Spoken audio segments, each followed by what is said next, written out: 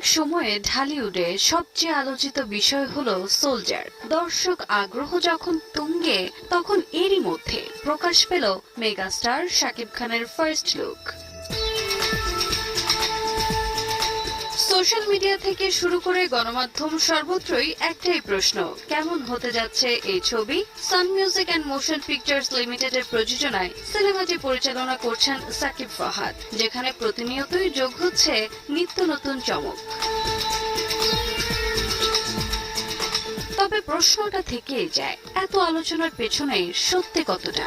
নির্মাতা আর প্রযোজকের ভাষ্যে সোলজার হচ্ছে বাস্তব ঘটনার অনুপ্রেরণায় তৈরি এক সৎ ও সাহসী প্রচেষ্টা। এটা শুধু সিনেমা নয়, এক যাত্রা, বাস্তবতা এবং লড়াইয়ের গল্প।